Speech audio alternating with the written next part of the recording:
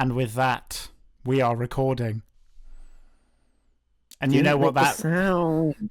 No, and I was about to say, you know what that means. Oh, what does it mean? Oh. TD, you have to do one as well. Have you ever? He's such a killjoy. What you know about rolling down in the deep?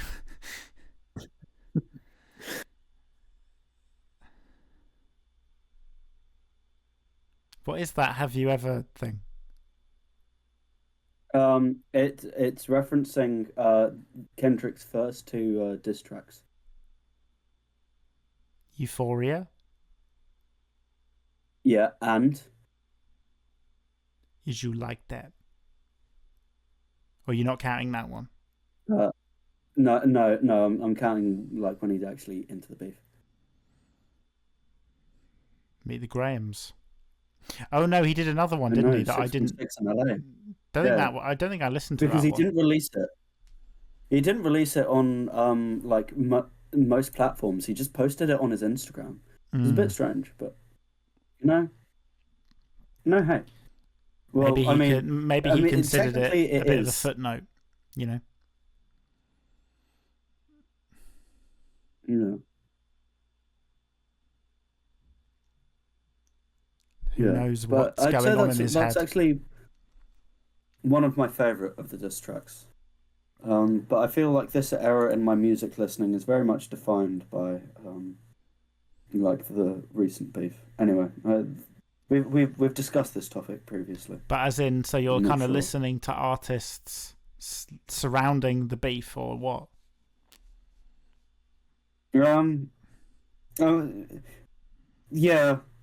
Yeah, because I didn't actually listen to We Don't Trust You before the beef actually kicked off. It's pretty good, low-key. Like, the whole album is pretty good. Yeah. And I think normally Future is pretty average, but it was like there were some very good Metro beats and he was on sort of unusual form, I feel. Well, I mean, I don't think he'll ever top Way Too Sexy. Best song of all time. True. Actually, no, it's not the best song of all time, but it's the best song of his career. Do you think he'll ever top... Shall we do it? Do you think he'll ever top Laddie Duddy Da Slob on Me Knob? Ooh, I think that is one of the hardest lines of all time too. Yeah. But Way Too Sexy is... You think he'd top that? Oh, there've been a lot of Future moments, I feel. Do you know what could top that though? Is it your next topic? No, it's the intro. Oh. Well, this is the intro. Oh fuck! Yeah. I didn't do the proper intro. Oh yeah, you need to do the proper intro. Yeah, do the proper intro, big man. Hello, dear listeners. Welcome to the Hen and Friends and fuck. Hello, dear listeners. Welcome to the Hen and Friends podcast. I am Hen, and my friends for today are. I'm TD. My ethereal plane status is no different to how it was last week. I'm Clark. This time at double the volume. Yeah. So yeah, just to explain to everybody what happened. It was sort of like what do they call it when it's like discrimination, but you're not, it was like unconscious discrimination on the part unconscious of bias. Podcast host. Unconscious bias really on the part of the podcast host to elevate TD's platform over me by sending my volume to half that of TD's. Oh my god! To be fair, now that you mention that, holy shit! I didn't have my mute the Discord. I didn't have my Discord on. Actually, mute your phone as well. Actually, nor did I mute my phone. So do you know what? You can do a TD and Chris bullshit for 5 seconds. Bye. Oh, 5 seconds. What can you do in 5 seconds? Make money. Right, guys. Invest in NFTs. Invest everything you have in NFTs. I can do your mum. I can do your mum in 5 seconds. Are coming up. You need to invest in the Hen and Friends NFTs. I endorse and support this message. Which message? Me and Ben's. Stop talking DMs. over me. Oh my god, you can call it the NFTs. Oh yeah. Oh. Should we start? Should we start the NFTs? Yeah. Yeah. This is not a rug pull. So rude. What? But TD asked the question. Can you stop with your persecution question? Don't even go the persecution. I've been on half volume for the past 6 episodes. Well, yeah. He's got a point. You've been able to talk over me with wanton abandon. Right. But TD asked the question, what could you do in 5 seconds? And I said your mum. You're not in a foreign country. Those jokes are banned presently. You signed the contract. But I just want to know whether Ben also endorses that message. Depends whose mother it is, to be honest. Yeah. Like, if it's my mother in 5 seconds, I probably wouldn't endorse that message. But if it was someone else's, maybe I would endorse that message. I see. So, in other words, you're a bit of a NIMBY, not in my backyard. Yes, more or less. Ben, No, Ben's just in him. Wow. Not in my mother. Not in my backyard. Yeah. Not round these parts. But yeah, anyway, the NFTs are coming. They're just going to be random DMs of me and Ben's conversations. Did you seriously just screenshot my NFT? Did you seriously just screenshot my pyramid? Did you seriously just screenshot my screenshot of somebody else's conversation that I spent an unreasonable amount of money on? I'll have you know that I have the blockchain. So. Damn. Yeah. Yeah. So you have no power here. Elon Musk. Yeah, no, my dad's Elon Musk and my mum runs the woke mob on twitter.com. So we're really ending life. Does that mean that she's Jack Dorsey? Well, no, because he's not CEO anymore. No, he stepped down like 2 years ago. Yeah, didn't he? But he was liberal. Before Elon even threatened to buy Twitter.com. But that was when it was under the control of liberals. And now it's under the control of. I don't know much about Al. And now it's under the control of whatever the fuck Elon is. A crackhead. Sort of that kind of free speech absolutist, you know. Yeah, I'd actually just label him a bit of a crackhead. You know, he needs to snort more cocaine. He needs to snort more or less. More. You heard it here first, folks. I think that brings us to the end of the intro. I don't know if we want to kick off. I don't know if we want to kick off the first topic. Go on, Chris. I don't know if people remember, but last week, obviously, there was the dramatic reading of the disappointment that was the Sonic X Drake fanfiction, and it turned out that Drake was an original character and not actually. That wasn't last week. Well, that was 2 weeks ago. 2 weeks ago. Oh, it was 2 weeks ago. I'm sorry.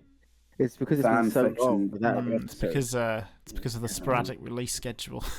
Yeah, but I'm glad to announce that thorough internet research has meant that I have found a fanfiction of Drake X Sonic. You found a real one. And I'm going to read it to you right now. Let's go. Okay, let's sit back and relax. Sit back, get your coffee. Get your popcorn. Sonic Wii through Metropolis. Yep. Just interrupt my story. It's fine. Sorry. Okay. Right. We have free reign to interrupt. Hi. No, you do not have free reign to interrupt. You do not have. You literally just gave me permission to interrupt. Every time you interrupt, TD, I'm going to restart this whole story, and we will sit here until I get through the whole thing. Remember, we've only got 3 hours. Can I make one interruption? Can I make one interruption before you start? Let him do his interruptions now. Yeah, get out of the way. Nasal hair. Okay, thank you. Right. Sonic weaved through Metropolis, Dr. Robotnik's latest invention, a towering chrome monstrosity with glowing red eyes that boomed with the voice of Kendrick Lamar hot on his heels. This beat's dropping faster than you can run, hedgehog, Lamar boomed, his voice laced with synthesized metallic distortion. Suddenly, a laser blast ripped through the air, narrowly missing Sonic.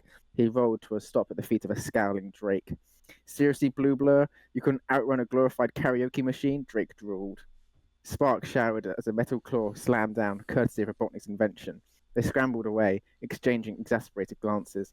This wasn't the first time they'd been forced to team up against Robotnik's increasingly bizarre creations, and the tension between them was electric. On one hand, there was Drake, the chart-topping rapper with a smooth flow and undeniable swagger. On the other hand, Sonic, the world's fastest hedgehog, a whirlwind of blue fur and boundless energy. Their clashes were legendary, both in the music industry and on the battlefield. But lately, the tension morphed into something more. A stolen glance during a strategy session, a lingering touch as they passed weapons. Chris, can I have one interruption? Yes. Was the tension definitely rising?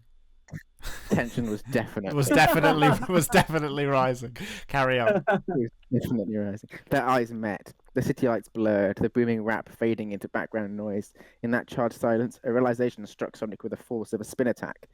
This wasn't rivalry. It was something deeper. Robotnik unleashed another laser barrage. This time, Sonic wasn't dodging. He sidestepped the blast, landing chest to chest with Drake. The world dissolved into a tangle of limbs and racing hearts. The fight, Robotnik, the blaring Lamar machine, all forgotten. When they finally broke apart, panting and flushed, Robotnik's invention spluttered and shut down with a comical puff of smoke. In the stunned silence, Lamar's disembodied voice echoed from within the machine. Remix failed. System overheating. They should have called it the Egg Lamar.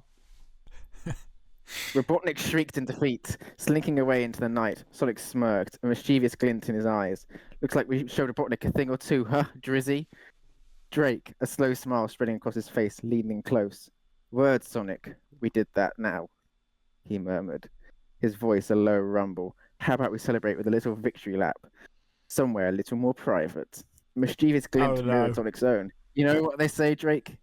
Said, his voice a low purr. Kill them with success and bury them with a smile. Drake's smile widened. Sounds like a plan, Blue Blur. With that, they disappeared into the neon-drenched city, leaving the defeated Robotnik and a bewildered Egg Lamar in their wake. They literally called it the Egg Lamar. Oh, they did call it the Egg Lamar. Can I just say one thing? There you go. What? Drake, the type of guy to call Sonic Blue Blur.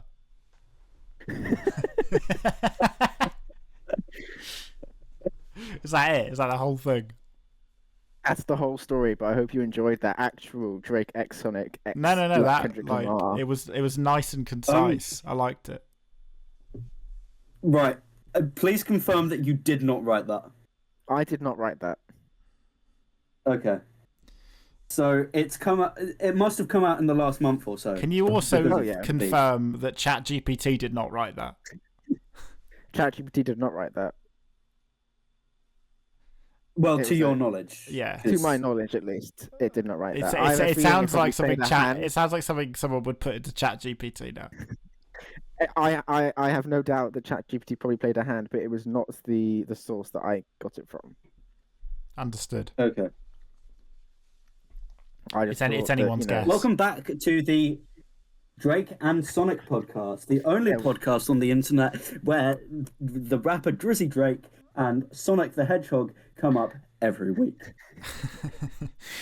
Not gonna lie though, Sonic the Hedgehog and Drake are even in our sort of personal lives, have been very prominent topics even up to this point. So I don't think it's surprising. Like, how often, TD, at college and secondary school would we find ourselves discussing Drake and or Sonic? It was like a daily occurrence. Yeah. Especially when Ben was in his full-on like Sonic 06 phase. Now, I remember it's really hard being Drake, being a very quotable line at in years 12 and 13. And also, like Sonic, I'm not sure how much we discussed. Well, early 2020 was when I discovered the Fandub, and I remember it was a big source of discussion around then. It was. Yeah. Pre-COVID 2020, as you can call it. So. Oh yeah. To lead on from that, the excellent story, if I do say so myself. Do you want to lead into TD's surprise topic, or feel TD? I think that really the main topic. Well, I think that's all that needs to be said about the story. It sort of speaks for itself, you know. Yeah, there's not much more that needs to be said. I mean, unless we want to analyze it. That's what I just finished saying. Was that I think we finished with the story. Do you want to move on to the surprise topic? Unless we want to analyze it, you know, we could go through and do a literary analysis. I've posted it into our shared communication channels. Well, if you let me take a look at it, I'll see what I can unpack. Yeah. The beat's dropping faster than you can run, hedgehog. I mean, I find interesting. Who's talking? Me or you? You talk. You. I find the concept. Talking. I find the concept of a scowling Drake quite funny. I couldn't imagine him doing that. Well, I mean, he was literally scowling on our previous, not our most recent. Angry Drake. You're right. That. Yeah. Angry Drake. Yeah.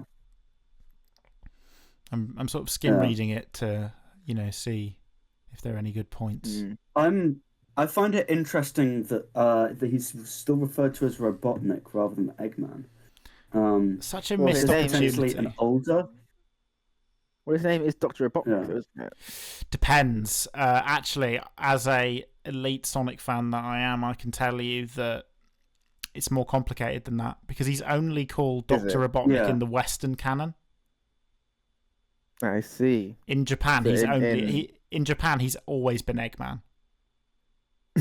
Okay. And isn't it true that it was like only the older Western stuff that really called him Robotnik? Yeah, so from the more so from Sonic Adventure they started calling him Eggman in Western media more so.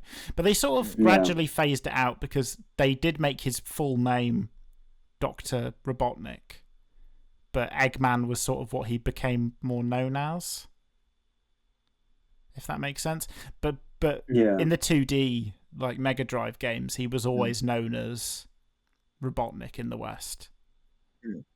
Well, I just think Eggman is such a crap name for a villain that it's full circle being to actually it's a fantastic name because it's so memorable. Yeah. Well, you know, because like Eggman is the least scary name. Well, you know who his character design is based off? Teddy Roosevelt. Oh. He's based off of Teddy Roosevelt, like his design. Not Gru then. He was originally actually supposed to be the main character. Could you imagine that? Oh, and then they villainified him. Yeah, then they made him the villain just because they like the design so much. Apparently he has an ovate body. Well, you can see that, can't you? A very diplomatic wording there. We are not getting back to the subject of 3 weeks ago now. But the thing is the movies with Jim Carrey called him Robotnik. So that's kind of one of the ways it's come back a little bit. Well, it's Ivo, isn't it? It's Ivo Robotnik. Dr. Ivo Robotnik. Yeah, but again, he's only Dr. Ivo Robotnik in the Western canon. That was a completely Western thing, so it's... Yeah. Anyway, should we see what else we can find in here? The booming rap. Why did I read the exact same thing? Because it stuck out. I just like the line, looks like we showed Robotnik a thing or two, huh? Drizzy. I think I'm going to need to put this in like either the comments or the description. I think the description. Yeah. Because I feel like a lot of context will be lost without you actually being able to see it. Yeah. Looks like we showed Robotnik a thing or two, huh, Drizzy? Word, Sonic, we did that now. No, it's Words Now you see that now, like, as a pause. Now. Oh, yeah. Sorry. Yeah. Looks like we show Robotnik a thing or two, huh, Drizzy? You know what they say, Drake. Kill them with success and bury them with a smile. Is that a lyric? But that was goofy. That was goofy. I was trying to do the fandom voice. Kill them with success. Is that not? That goes back round to DJ Khaled. No. That is a Harvey Specter quote from the TV show Suits. But it could also be. It could also be DJ Khaled suffering from success. No, because I just googled it, and the website comes up with website Addicted to Success has 55 of Drake's most memorable motivational quotes, and on there is "Kill them with success and bury them with a smile." He has got a nice. So he smile. must have said it. You see, he must have said it at some point. Perhaps this is very interesting, and perhaps showing the different search engines in different locations.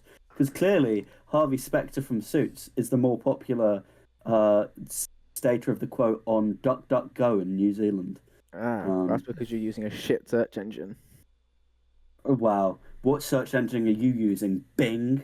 You using Bing, huh? No. Yeah? What are you using then? I'm using the OG. Mozilla Firefox? I'm asking my friend Jeeves. Ooh. Oh, damn. Tensions is definitely rising. Yep. You know what? I'll concede to that. Do you know what? Ask Jeeves, like... I feel like you've won there. I miss Ask Jeeves. Yeah. I do miss Ask Jeeves. Like, Jeeves and Worcester, what a banging show.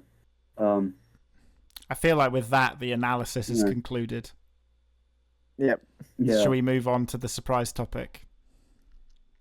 Yeah. What's your lecture been talking about this week, TD? Come on, hit us. Excuse me. Excuse me. Hit us with what you got. I only use my lecture B once. So today's surprise topic is it's still academia related, but so I was all of a sudden trying to select next year's courses, papers, modules, classes, whatever we're calling them. They have so many names.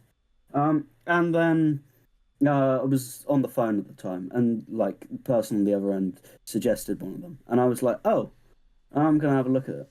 And then I was like, "Oh, wait, no, an infographic is 30% of the final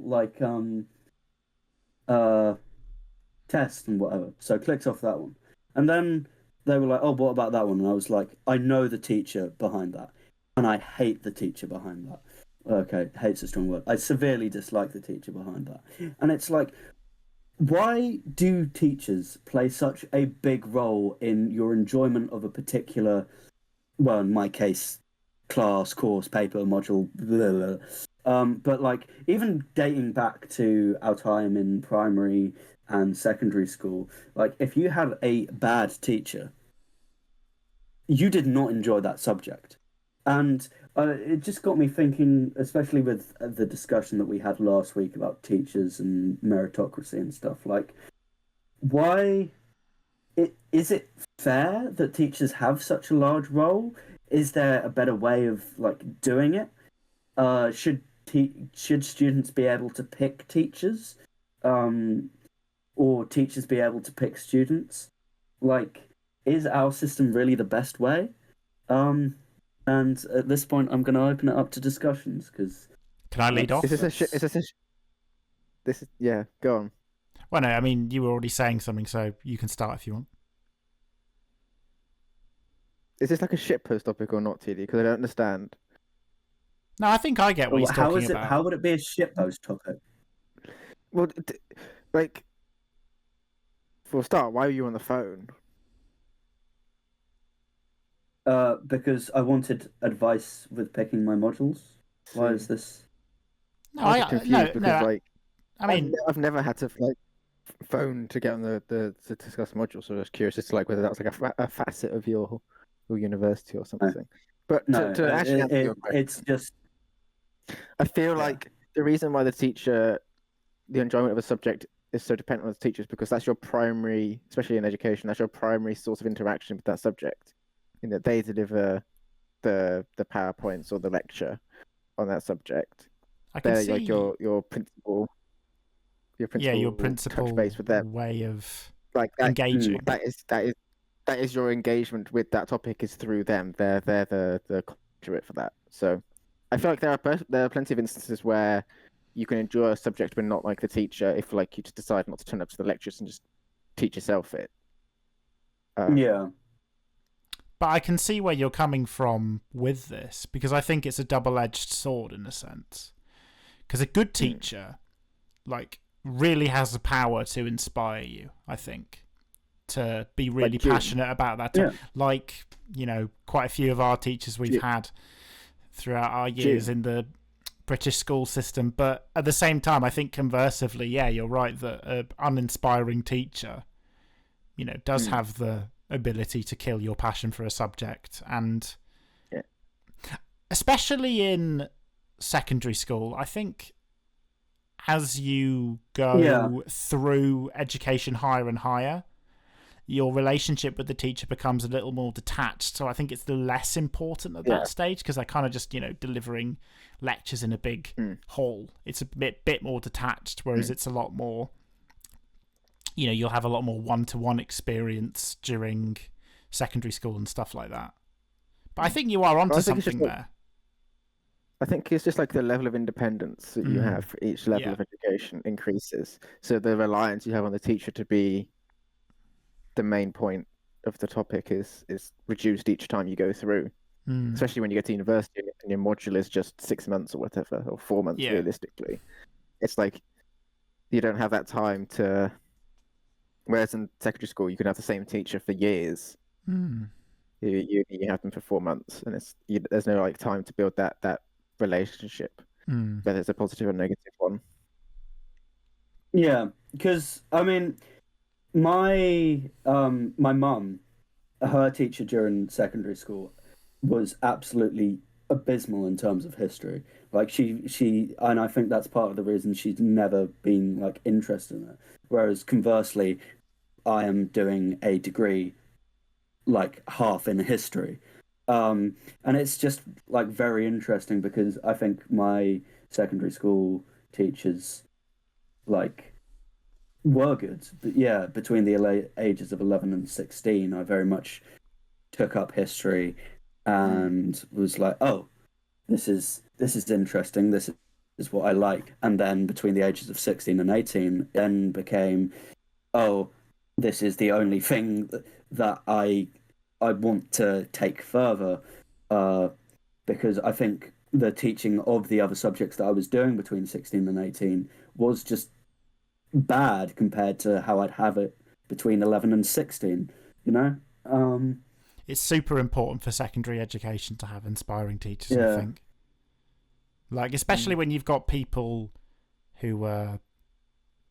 there are some people around that age who very much sort of disengage from education as well and don't try and aren't really interested. And I think having teachers that care to tell those kinds of people why they should care as well, I think that can really make a difference in a lot of lives. And that is very valuable in my view. Yeah. Well, we all had the same science teacher for GCSE. Let's call them... March. June. Let's call them June Pedigree. Yeah, I like that. Now, Mrs. Pedigree was like, I wouldn't say she was like, her teaching style wasn't what made her so charismatic. I think is the best way to describe her. It was the way that she was willing to engage with the class in a way that sort of it changed her from being like, oh, she is an authority teacher figure to she's someone that you can have a bit of a laugh with. Like she gets it. And that meant then the topic was so much more enjoyable and you engage with it so much more because it didn't feel like you were being talked to as a teacher to students. It was more, I don't know how to describe it, but that relationship, it wasn't the same thing. It was more pally, I guess. And you could also tell that we had her... You could tell that she genuinely cared as well about how our results were because she put in so much effort on her part. So if you didn't put in that effort as well, you felt bad. Yeah, because we had her between 14 and 16. Yeah. Roughly. Like academic years are always going to go here, there, and everywhere. But roughly between when we were 14 and 16. Similarly, Ben, you and I obviously for English had Mrs. Organism. Oh, Mrs. I'm not going to say what I was about to say. To explain a little in-joke there, she was reading a passage and she misread the word organism for a word that's very similar. I'll let you fill in the blanks there. But anyway, she was with her own son in the class. With her own son in the class. Oh my god, which is even worse. Good God. Yeah. But she was similar, where it was sort of, she would get you through the topic, but at the same time, it didn't feel like you were being taught down to it. It was more sort of collaborative in that respect, especially when it was going to things like literary analysis. Well, because it would be more like a sort of philosophy lesson at that point, where everyone's just having a discussion as opposed to like, okay, write down these words. Well, actually, this is a very interesting. I mean, do you want to go with, or shall I go, TD? Yeah, if I can go. Yeah, go if you compare that with my English experience, my teacher throughout again the same years, 14 to 16. In 14 to 15, our teacher did not show up to class so often. I made a little checklist, and I think it got to like 50 lessons where we had to have a cover teacher. And then we thought, oh, that year is over. We're gonna get another teacher. But then we had two separate teachers, one to teach us English literature, one to teach us English language. And within like by I think Christmas and we started school in September, both had left. And then we had another guy come in, and then he took on both literature and language. It was so convoluted and messed up. And like my parents were incredibly unhappy by the fact that in the 2 years before like the important exams that we do at 16, the GCSEs, my teaching of English, a core subject, had just been completely bullshit. And yeah, did I get a decent grade in English? Yeah. Do I think I could have done better had I actually had a consistent level of teaching from a decent teacher? Yeah. But the point... It's these environmental factors. The point I was going to make before, don't know if I can... Do you mind if I go with that? Oh, yeah, feel free. Come back. So it's interesting because my girlfriend, for example, she did her entire secondary education in Italy and has done her entire higher education in the UK. And she says compared to Italy, you know, in the UK there is a lot more discussion-based sort of work in classes, you know, in higher education compared to Italy, whereas in that country it's a lot more sort of authoritative, where you just kind of sit and listen and you do tests and whatever, whereas in the UK there is sort of a lot more discussion in the classroom and a lot more seminar kind of stuff.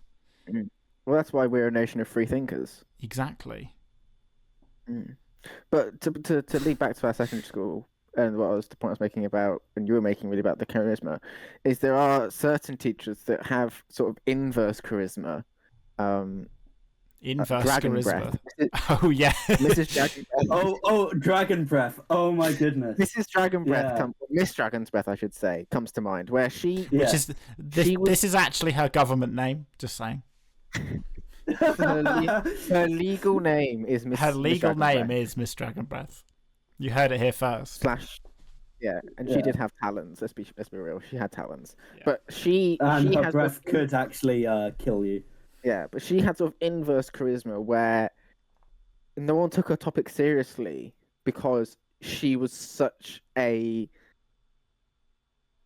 unserious isn't the right word, but like it was impossible not to take her unseriously because she was such a poor communicator.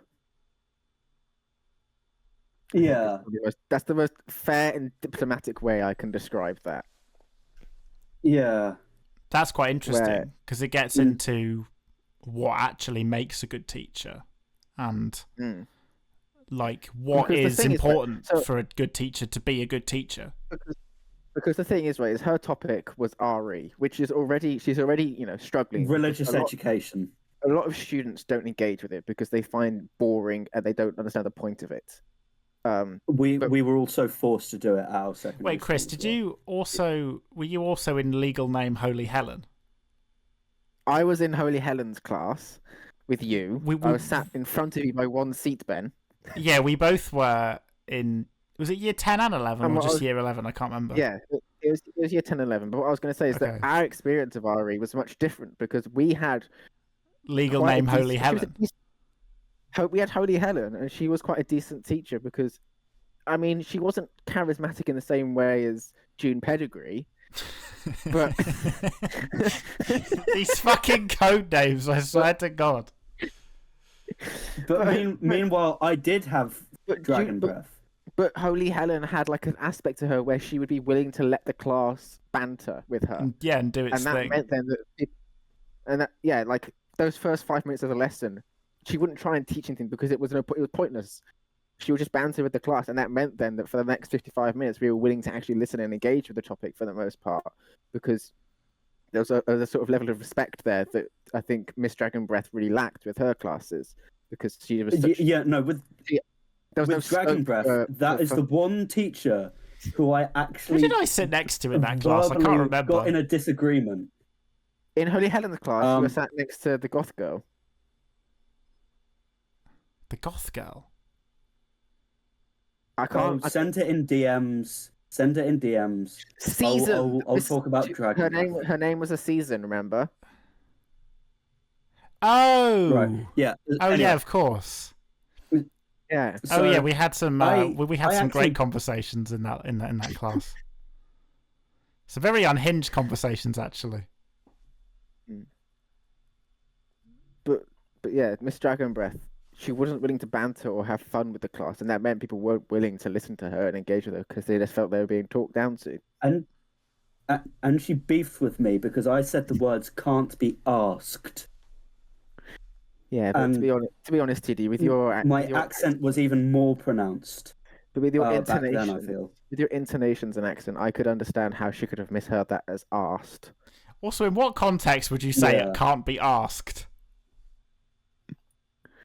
I forget the surroundings, but I wasn't even talking to her. I was talking on the table, and then she was passing by and she was like, no, you can't say that. And I was like, what? I said can't be asked. And then there was a whole kerfuffle. But suffice to say, I walked out of that classroom feeling like I'd achieved the W, and I then ran to tell the history teacher. Okay. And let's be realistic here, TD. She then was like, lol, haha. TD, let's be realistic here. You didn't run. No, I walked out the classroom. Yeah, that's what I'm saying. That's what You slowly meandered out of the classroom. Yeah. No, I don't walk slowly. I don't think I ever have, but I walked out the classroom. One thing I noticed about like Japan is Japanese people walk really slowly. Oh my God. Oh, slow walkers, I hate them. Random aside. Anyway, carry on. Again is a strong word. But then that brings me to, I think, the best teacher at our secondary school. Well, actually, there was two. The first was the Irishman. Because legal name. Legal name Dark Souls. Yeah. Dark Souls right, was Irish, which already made him fantastic as a teacher Well, because there's Northern Irish. Northern Irish. He's from Belfast. Northern Irish. Belfast. Right.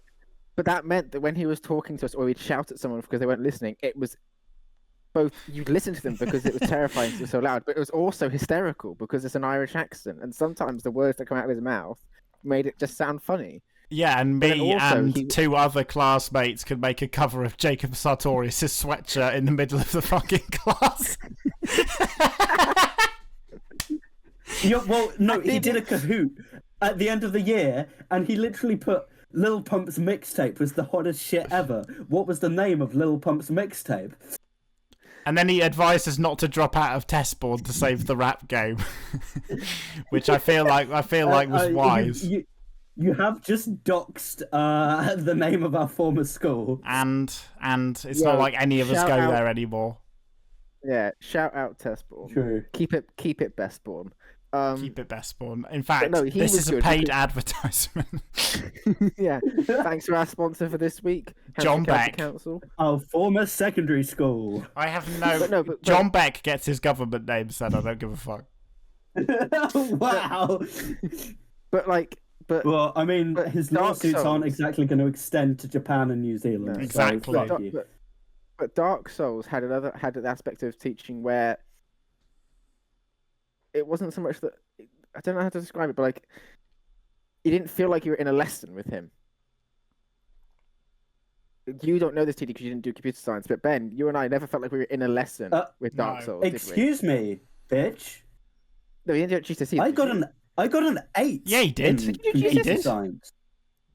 Oh, were you in the corner? Yeah, he changed from. You were, weren't you? He changed from drama. Don't you remember? I changed from getting sexually abused to Disclaimer: this didn't happen. Yelled at. Yeah. I didn't get sexually abused. One time, it was weird. One time, Dark Souls and I he had a conversation with me about how he went to see Linkin Park, and this was around when Chester died, and I was like, oh my god, I would have loved to have gone and seen Linkin Park, and he was like, oh, Chester was absolutely insane. It's funny. But also, Ben, we can't forget the time that you walked into. It was like a days-long coursework session. The whole room, we were in the computer science room for the whole day doing this coursework, just to like get it done. Dead silence. Ben, you walked in. You know, Dark Souls is there at his desk. He looks at you, gives you like a finger on his lips, like shh. You walk over to your desk, Ben, and what do? Do you remember? I don't remember this. Do you not remember dropping the monitor on the floor? Oh shit! Yeah, I do remember that.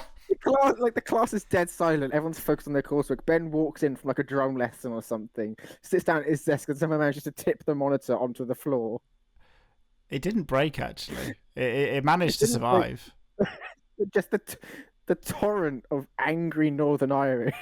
Did he send me out? I can't remember. He might have sent me out. He didn't send you out. He just cursed at you.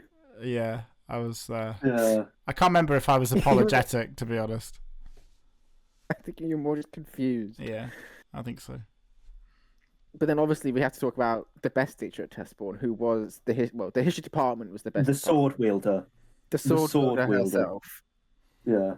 And I'm still in contact with her, sporadically. Well, you were in, but in the end, you were in Mantle 3. I was in Mantle 3. You were in Mantle 3. I went to the secret. But I was invited to the secret history sessions. True, that's true. I mean, the name of the group chat, the name of the friend group, and depending on which definition depending on who you ask.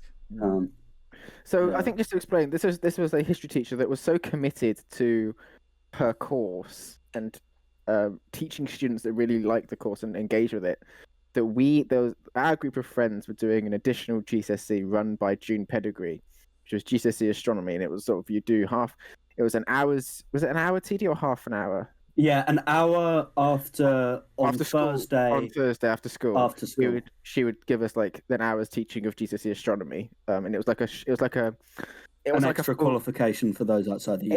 It was an extra qualification, but it wasn't like the full scope of a GCSE. You would agree to it. It was like it wasn't quite as big as GCSE because it wasn't really. It wasn't as intensive as the rest of them. No, it wasn't really a mainstream one.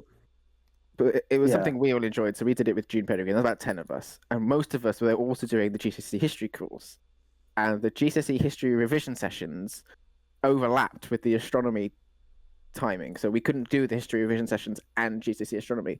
So the sword wielder herself organised secret additional history GCSE revision sessions on a Tuesday, I want to say.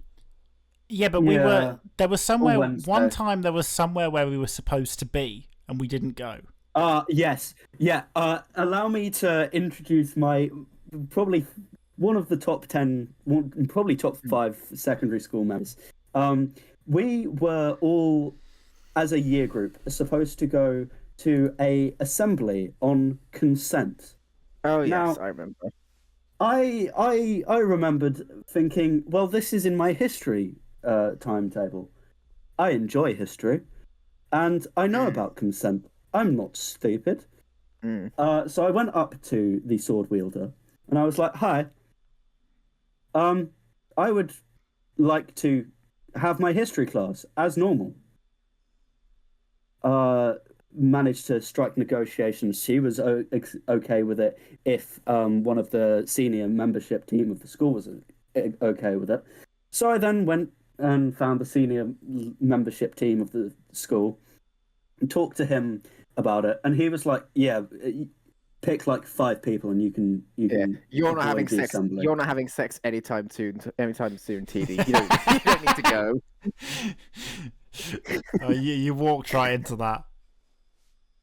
Yeah. See, I thought Clark would make a joke like that, but ultimately, I haven't sexually harassed anyone, or sexually assaulted anyone. What's that supposed to be implying? So, yeah. What is that supposed to be implying? Yeah. That's supposed to be implying things. Clark, I know what you did with Ben. This is true, actually. Yeah, this is true, actually. I can confirm this. I know what you did, Clark. Hashtag me too. I can actually confirm this. Yeah. So yeah, I then managed to. It's okay though. I've forgiven him. It's fine. I'm in the process of healing. And the healing process is long. One of the infinite amount of stupid assemblies we had, because we had that one. We had about 6 on drugs and how bad they were.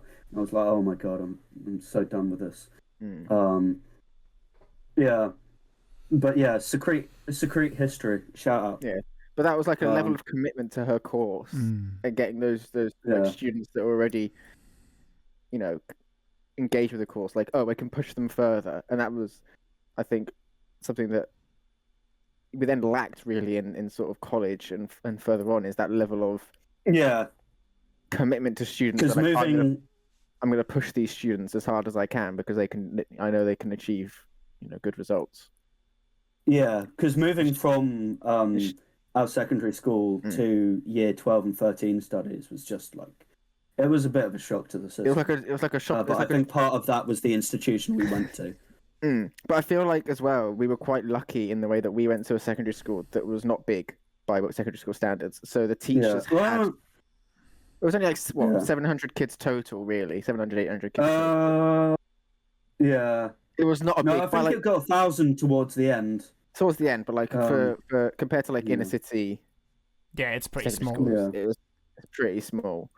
But it meant that teachers had a much more personal connection with students because they'd only teach, 100 kids, let's say, of which 30 might be like properly engaged with that course and really keen on it.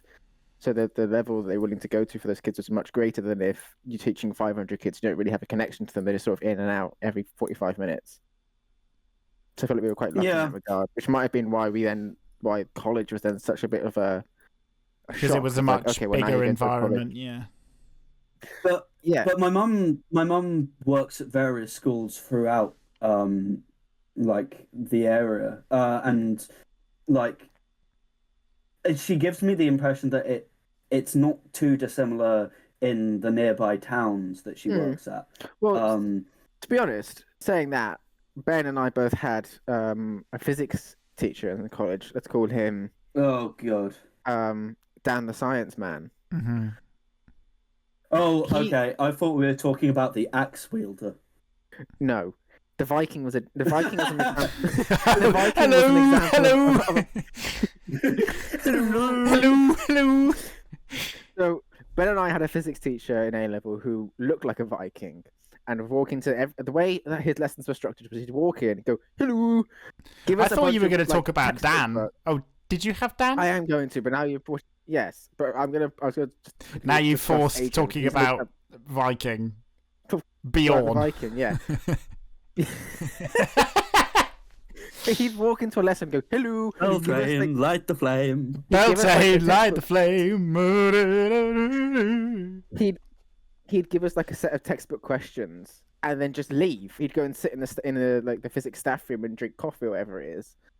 That wasn't teaching. And that meant that we really struggled to engage with that course because it was basically like, okay, here's a textbook, off you go by yourself. That's not. He didn't really serve any purpose. Let's just say my physics results at the end of first year really showed that. They spoke for themselves. Yeah, they really did speak for themselves. Yeah. But until he was pretty much dead to us until we found his SoundCloud, in which case now he's just become like an absolute icon. Yeah. Should we link this? Should we link it for free promo?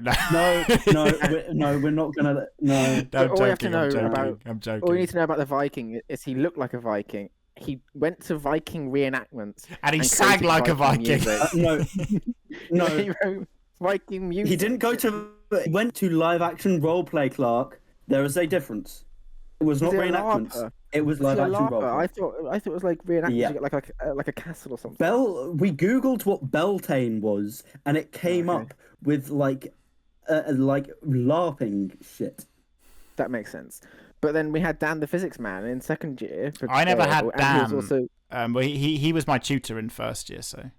Well, he was your tutor, but he was my physics teacher, and he was the complete polar opposite. Where Ben and I went into the physics second year with diabolically bad grades because the Viking hadn't taught me. He was too busy pillaging some abbeys somewhere on fucking Assassin's Creed Valhalla. So he was trying to get up to Linda's farm. Basically, yeah. As you do. But Dan was like, okay, well, every half an hour of after college, if you want to come over and just do like physics exam questions, and I'll help you with them, it's fine by me. Like he was willing to go that extra mile to help students that were struggling. Well, and then he also did really positive thing that I'll let you finish first, Chris, because this is a bit of a tangent. But Dan also did. Dan the Physics Man also became Dan the Forensics Man, if you remember, Ben. Ah, of course. No. Was that Dan? Wasn't he the Astronomy Man? No, he was the Astronomy Man. Who did Forensics? God. I thought that was, in my head, that was Dan the Physics Man, but I might be wrong. I think I am wrong, actually. No, yeah, because it was I remember the astronomy. We walked out of astronomy one day, and we got a text from the institution that we were at saying, by the way, there's a good chance that you will not actually do A-levels, our 18-year-old examinations, because of this mysterious virus called COVID-19. Yeah, and I was like, that was it. No, right. So the other reason that we liked Physics Man Dan was because he then started. We had at college we had to sign up to do an extracurricular activity. I completely forgot about this until you said about forensics. I genuinely, it slipped my fucking brain. Because first year we chose as a group to do forensic science, which basically involved we go and sit in a classroom in the psychology department and just watch documentaries about someone being murdered. And then on one day we dressed up in fucking like the white overalls they wear. And I still have a picture of that. Crime scene. I still have a picture. We all have a picture of that. Don't you worry. We've all got a picture of it. It's hilarious. It was fantastic. But like it was just so like we enjoyed it because we didn't have to put anything in on our end. It was just a goof off. Sit there and just watch documentaries, literally. But then second year, we chose to do astronomy, which was run by physics man Dan, because we'd already done the GCSE astronomy, and basically A-level astronomy is just GCSE astronomy again. And that we enjoyed that because we already knew the course, but also that class was quite willing to just have Dan basically just be a banter for half an hour and talk about fucking HTC vibes or whatever. I remember and shout out Drake and his equation. Drake's equation. I remember one, which we will be on the thumbnail. One thing about Dan, though, genuinely, that I will never forget, is that actually I remember, I think I was late to the tutor, to a tutor session one time, and he asked me, why were you late? And I was just honest with him, and I said to him, I actually felt incredibly anxious, and I've had issues with my mental health, is what I said to him. Because it was sort of one of many periods where I spiraled down a bit, and he was like, would you want to have a conversation about it? Because I've had lots of experiences like that before. And do you know what? We had a really good conversation, and he was actually one of the first teachers that had ever spoken to me about mental health before. And that was an incredibly valuable experience that I feel like I'll never forget. And that really ties into how I think teachers can, change the lives of young people. I think it's a really valuable thing. And, it is a very important job. Just because someone's a teacher and they're an authority figure, it doesn't mean they can't show vulnerability. And I think that's something that I will never forget. Yeah. I think that's the common thread between all these teachers that we've really enjoyed having, is that they're all people that feel like people as opposed to teachers. As opposed to just authority figures, Yeah, they're people that you can come to with an issue and feel quite comfortable talking to them and knowing that you will get a non-judgmental, considered, and empathetic response. Yeah. And I think that's really the key. That's something that I think we lack with teachers when we're thinking about them, is the fact that they are also sort of pastoral figures as well for a lot of people. I think it's super important. They're humans with their own empathy. It's super important for young people to have role models in their lives who aren't their parents, people who are slightly older than them, who are not their parents, because sometimes you don't want to listen to your parents, but I think in terms of setting you right and teaching you about the world, older authority figures can play a really good role in doing that, and I think it's really underrated. And I think without that, a lot of young people can end up in paths that really aren't good. Go on. Yeah, especially if you're coming from a toxic household, having found to be good adult role models and authority figures to some extent as well it's nice. It's school can be an escape. Yeah, and there I am assuming that your home life is even good in the first place. It might not be. Yeah, because I know in the States, a lot of the students who are LGBT have come out to their teachers and whatever, but won't at school, and so a lot of this "Don't Say Gay" bill, that's half the reason that people are fighting against it, because it's teachers can be there for students, they can support students. I'm not familiar with this bill. In a way. What bill in the US? Don't Say Gay bill. DeSantis pushed it. In Florida. Only in Florida. Yeah, in Florida. No, lots of the other red states are now copying it because. What's the content of the law? Because I've not heard about this. It's basically that you can't mention things like gender ideology or sexual orientation until kids are at a certain age.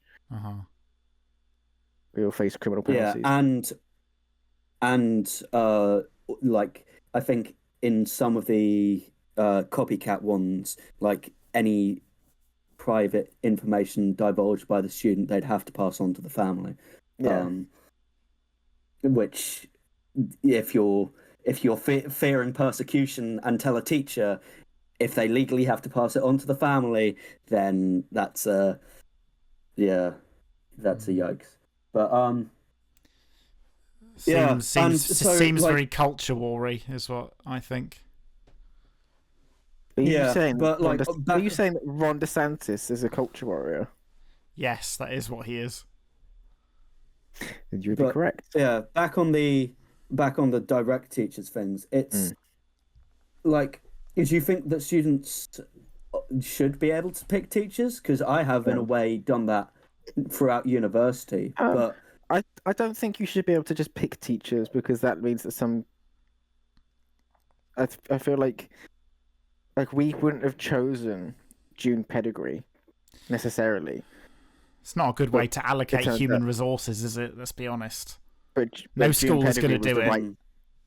No, but June Pettigrew ended up being the right teacher for us. We just didn't know it at the time. Yeah. True, and a teacher can grow on you as well. You're right there. Yeah, but if I could have, after like a few, like multiple weeks of dealing with Dragon Breath, like, because I knew that I would not enjoy being in her class, and I knew I would have enjoyed being in there were two other potential teachers. Yeah, there's Holy Helen and Unholy Helen. Yeah, and I would have enjoyed being in either one of their classes more so than I would hers. And I think. Did you like ask if you could change classes? I don't think I even considered that possibility. It's only quite recently that I've even considered the possibility of like asking to just get around that stuff. I have got a question about your proposal. Do you mean that secondary school children, like, should they be allowed to change teachers? Is that what you're? Is that the question you're posing? When they get into their final year or two, yeah. Do you think? Well, if you're in your final year or two of like education, or like in the lead up to a large exam period, because I know it works differently in different countries, but in the final lead up to the exam period, do you think students should at least be able to like request a change class and have it not be like students a big deal? Students are kind of like teenage kids are sort of pack animals though. Like if one. If one decides, we all like this teacher now, then everyone will go to that one teacher and no one goes to the other teacher. It's an inefficient way to allocate human resources, in my view. Well, I think it's just teenage kids, especially, are not out of that phase yet where they're impulsive. Yeah, absolutely. And so, I think there is scope there where I think it already exists, especially at Testborn. I know it exists where if your parents say, we're not happy with our kid being in this class because we don't feel like that they're engaging with the teacher or something, the school will try and mitigate that by moving them or trying to make provision. But then that has to be through the parents, though. Yeah, there's a mechanism for it, but that's not what TD's saying, really. He's saying, I don't think it should be... I mean, that is sort of along the lines of what TD's saying, but I think that's kind of the best. The closest thing.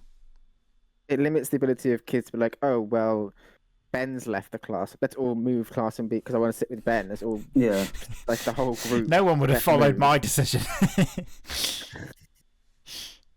Not back then, anyway. Now everyone would, but not back then. Well, you're too busy getting drum detention, weren't you, to actually be in lessons? I was never... Yeah, I mean... No one would have... Whereas because we were already expected to choose certain subjects when we were 12, 13? Year 9? Year 8 or year 9? No, year 8. Year 8. So that would have been 12 or... and 12, so 13. Yeah, because I managed to, as brought up earlier, I managed to avoid the weirdness of drama and move to computer science. So in a way, I did. Well, about that, the thing is, though, is that the Testborn was technically, they got told to stop doing it, is that the way that Testborn did it was we started our GCSEs in year 9 to try and give us like a year's head start. But Testborn has since been told you can't do that. You have to start them in year 10. So options now are actually chosen in year 9. they're now a year later than they were for us. Yeah, that's better. I think you have more of an idea by then. Yeah. Yeah, it felt super early. Yeah, the years previous to us managed to do like mini options, so they could choose like a few subjects to drop that they knew they weren't interested in.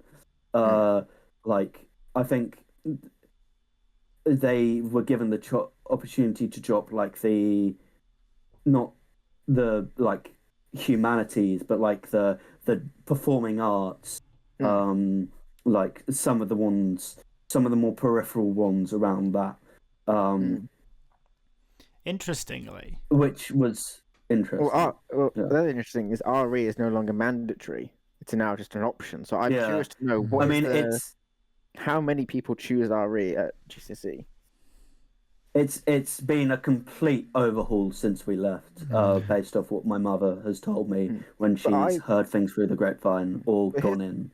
Here's a question for you though: do you think that RE should be still mandatory, or should it be an option? No, absolutely not. I can understand where the government was coming from when they were trying to promote, it's inclusivity still legally and required. Go on. No, it's still legally required that you do PSHE /RE / some stuff like that. It's just the school has now transferred the legally required time into tutor time and not made it a GCSE because the tutors are now 1 year group, whereas for us when we were there we were mixed in with all kinds of different students and no one actually was friends with each other because. But I'd imagine that the rationale for the policy was, the UK is becoming a lot more multicultural and multi-religious, so therefore we don't want our young people to be ignorant about the faiths that exist within the country. I can understand it kind of from a policy perspective, but it just wasn't taught in a very interesting way. That's the problem, isn't it? The Board of Governors or whoever ended up with the decision, like what we learned about Christianity and Islam, like yes, those are the two biggest. There's a bit of Buddhism and Hinduism too. I remember. No, we didn't do that past Sikhism. I remember there was some Sikhism. Past. We did Diwali in primary school. Primary. Yeah, but the majority of the time. Oh, what's it called? We did Hanukkah as well in primary school because we did we made the dreidels. Yeah. But is that what they're called? From secondary school onwards, we mainly only focused on Christianity and Islam. The other ones didn't even get mentioned. And even then, those policies, those doctrines and whatever, I remember a bit from the Islam ones, but most of the Christianity knowledge comes from my own cultural experience in a church run or church primary school where we went to and history. Like I feel like the history I've done has taught me more about Christianity than the religious education. Although to be fair, I have taken history. Yeah, the problem is I've taken history to a lot further than you have. But I would feel like a lot of your basic understanding of Christianity comes from going to a C of E school, though, because like every Friday they have a religious assembly, church assembly where they'd talk some parable, a Bible story. Yeah, and the vicar would come. I remember back then that would like. I never thought anything of it, and now I think back to it, it's kind of weird. Yeah, but I think this is potentially a discussion for another time because we are already. I think we're drawing to the end of this topic. Up to the hour mark. Yeah, we're coming to the end of this topic. I have to announce. No. Some minor news. But before we do that, have to announce. I'd like to announce it's the return of the toilet break. Yeah, baby, I've been missing this. It's been gone for a few weeks, but here we are. It Yeah. So enjoy. Do what you want. TD's perfect monologue. Well, it's a dialogue, really, because you've got a No, co-host. it's not a dialogue. It's not a dialogue because TD just talks over me, won't let me talk. Well, do you know what? The two of you can sort that out between yourselves. Bye-bye. Okay, right. Clark, during this piss break monologue, let me pose you a question that you will be able to answer. Okay. What is your thoughts on the process of urination? Do you know what, right? How long have we been around as a species? I'm not an anthropologist or archaeologist, I don't know. Because for the amount of time we've been around, there's still some serious design flaws with that process. Yeah? Namely, why is it, without fail, once you've finished urination, Yeah. is it then like, oh, by the way, let me just, like, I'm going to stop now, but then as soon as you start, like, going to zip up your fly and stuff, I'm actually going to just decide I want to keep going. And you're talking from the perspective of someone who has male genitalia. Well, I can't talk to the female experience, unfortunately. I mean, are we going to get into the friendship group meme of nose hair? No. Okay. But yeah, I don't understand why. How have we not managed to evolve that we can just go for a piss and it just be one action and it's done? Why has it got to be like, oh, by the way, T here, I've just pranked you. You thought you were finished? No. Without fail every time. Well, that seems like a skill issue because I don't get that. Not yes, anymore. you do. You definitely do. Everybody gets it. It's a skill issue. You think you finished, and then it's like, no. Here's a little bit more. No, skill issue. Well, we're going to ask Ben. Right. No, time to ask you another poison question. What are your thoughts on nasal hair? I don't really have any opinions on them, other than sometimes they can be a bit annoying when they're too long, and you can see them like coming out of someone's nostrils. Okay. So you're not pro or anti nose hair? No, but they feel like they've got like they're similar to eyelashes. I don't know what it is, but like nose hair feels like it's a similar thickness and like I don't know how to describe like the qualities of a hair follicle as opposed to another, but like nose hair and eyelashes feel like they're similar. So you have got a word in, Chris. That's good to know.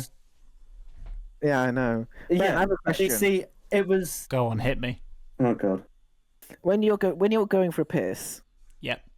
Do you find sometimes to often that once you think you finish pissing? Oh my God! Oh my God! You have no idea. Yeah, the stream has dried up. It's like, haha, psych. Do you know what the biggest situation in which this happens to me? When you've sat down and you're doing let's just say a number 1 plus 2, so a number 3. A multitask. A multitask. Yeah, a multitask. And you've done your number 1 whilst doing a number 2. But you get up and your body's like, we need to go again. So when I'm in a public toilet, what I'll sometimes do is I'll go in max win. I need to max win. I'll go in the cubicle and then go out, wash my hands, go in the urinal and then wash my hands again and leave. But do you not find as well? So that's what takes you so long in the bathroom. We have our answer now. I hate to break it to you. It's not just that. It's not just that. But anyway. Oh God. But do you not find, Ben, that when you're using the urinal, like the stream will dry up and you're like, okay, I'm done. Let me start to like pack away. And it's like, ha, psych, no. The two of you will learn how a tiny bit more comes out. Japan is an incredible place to go to the toilet. You will learn this when you come here. That's the main thing I'm going to miss, honestly. But do you not find, Ben, that what I just said happens to you? Yeah, it does regularly. That's why I said it does. Yeah, thank you. He said it's a skill issue, and I'm saying no. Everybody finds that same thing. Apart, like TD is lying. It's a skill you get it as well, TD. You're lying. You're lying. No, I don't. I'm skilled. There is no way, TD, that when you go for a piss, you don't end up with a little bit of a dribble at the end. I am the king of urine nation. Yeah. You just got your career ended right now. Piss a dick. I answer the calls of nature. Piss a dick was created by James. I answer the calls. Piss a dick. The truth's about to make you cry. Is this the part where we all talk over each other? Piss a dick was created by James. Piss a dick. Piss a dick. I'll point at you, arso. Right, okay. I'll point at you, arso. And that concludes TD's piss break monologue / dialogue / trialogue. Let's all clap for him. Yep. As the king of that didn't sound like you were clapping. I was clapping something. Let's do that. Yeah. That's what it sounded like. Mm. Do you want me to bring us into what is the final topic? Bring us into this mind. No, can I? No, you already introduced your topic. You already did your topic. Oh yeah, but but I'm gonna introduce it in a we really get one way. Each. No, we get one each. Oh fuck. So who's being oppressive now, huh? Yeah, you're oppressing me this time. You're the one being oppressive this time. No, I asked for permission. How is that oppressive? Look, I asked for permission. Look, check the pyramid. That's all I'm saying. Oh god. It's covert oppression. Let's be real. Okay. Well, I so deeply apologise for covertly oppressing you. Yes, my life matters. I guess I'm going to jump off a bridge now. Good. Well, not good, but yeah. oh, wow. Okay, encouraging suicide. Content warning, guys. See, this is yeah. Oh, no, now advance warning. Now next week will be a head and friend cast. Now YouTube's gonna like put the thing in the like description saying "Don't suffer alone." Yeah. Anyway, the next topic is about Orange Man and how he's bad. Free my brother. I'm staging a school walkout on hang on, June 15th. The liberal teachers wouldn't allow that. They June 15th. They won't get a choice. Obviously, Ben, do you want to just explain for anybody that's currently been living under a rock what's happened? Donald Trump last week is the first former or serving US president to be found guilty of a crime. Not even Richard Nixon was found guilty of a crime per se, because he resigned before anything could be looked into, I suppose. And he was pardoned, wasn't he, as well? Who was it Gerald. after Nixon? Yeah. Ford. Yeah, Ford made it his first action to pardon Nixon. So that was kind of the closest the US has ever got to that. But Donald Trump was found guilty of falsifying business records, which is a crime in the state of New York. Because I'm not sure, I think he got someone else to pay sort of a hush payment of like 130,000, was it? 130,000, yeah? Yeah. Chris, do you know who it was he gave the money to pay? Do you remember? Michael Cohen, who was his lawyer / fixer at the time, and then Michael Cohen paid that money to Stormy Daniels and then claimed it back from Trump. Yes. To hush her up so that she wouldn't say anything about an alleged affair, I believe. Yes. Something like that. And was it her that eventually, said something about it? Yes. Yeah. Because he was trying to help his campaign for the 2016 election, I suppose. But so we're in a situation now where, Donald Trump awaits a sentence that could result in heavy fines or prison time. And as a politician, he has survived all of these scandals that would have completely discredited many other politicians. I think few politicians would survive what Trump has. And we're in a situation. We're in a situation. No. We're in a situation now where it's highly likely that a convicted criminal could become the president of the most powerful country of the world. And it's very sad to me that, to some Americans, the moral character of their leader is almost no longer an important thing. And I think that's a very disappointing situation to be in, because these people... There's no... The bottom line is there's no respect for the rule of law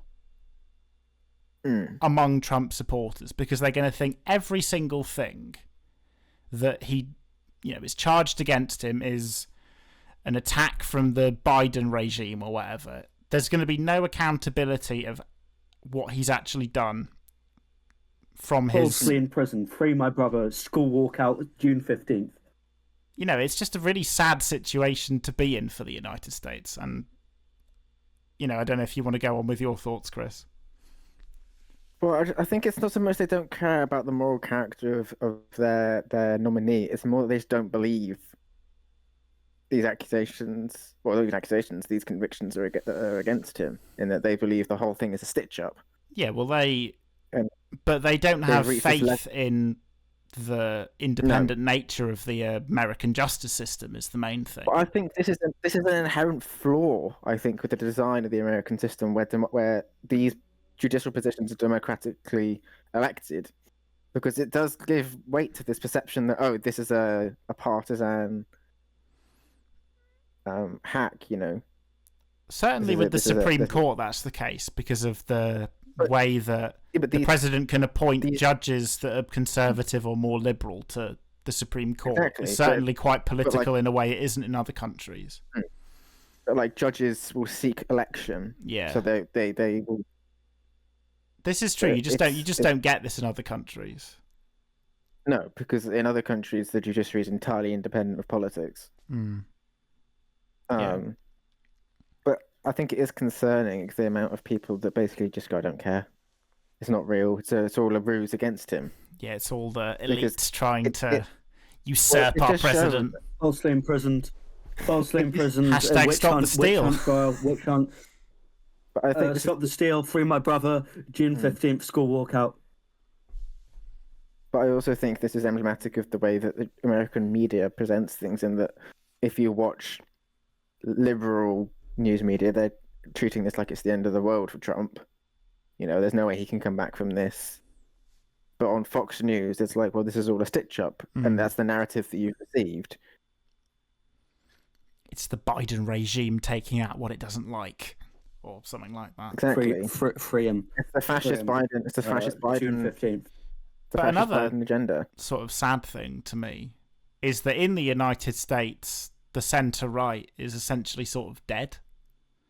Because... Yeah, it doesn't exist. Because wherever you go, it seems like now there's always going to be some new MAGA Trumpist politician that's going to beat the conservative Republican career politician.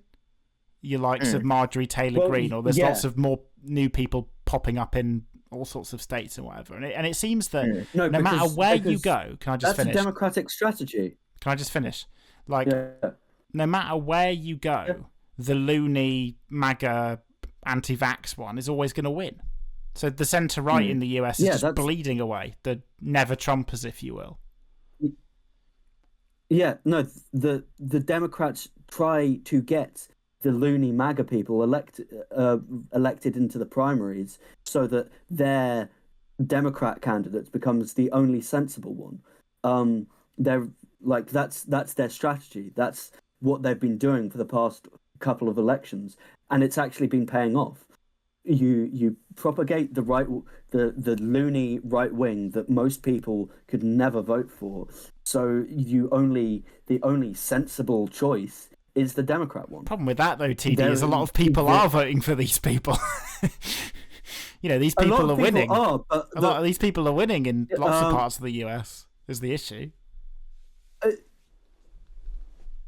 Yes, but a lot of them are losing. The 2022 midterms was a flat out disaster for the Republican Party.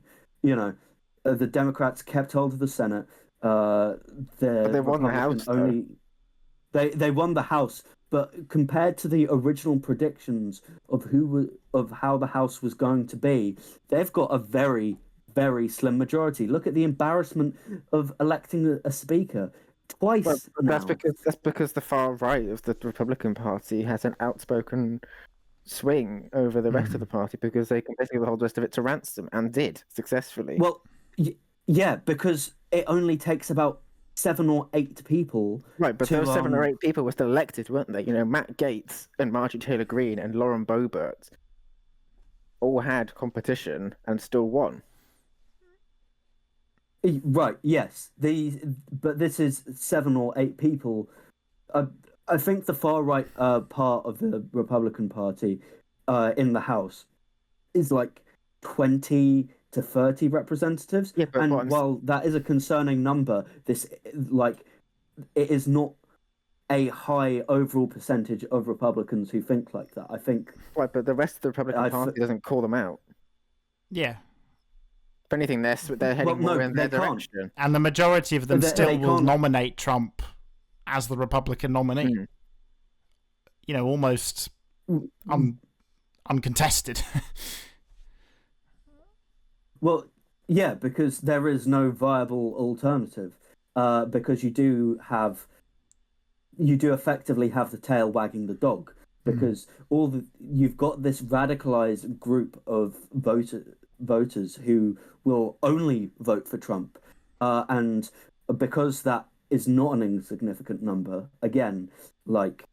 But then, do you not think, as a result, the Trumpist candidates are appealing to these kinds of people, and that's why they're, you know, getting a lot more success? And maybe it does benefit the Democrats as well, but I feel like it's almost a two-way streak where the Republicans can, you know, get more radical candidates that are a bit more exciting and populist to a lot of people compared to the boring career politicians, and the Democrats can point at them and say, oh, you know, look at these lunatics, we're the only sensible option. I feel like it almost benefits both sides in a weird way. But what I would say is that I think it does play into polarization as well.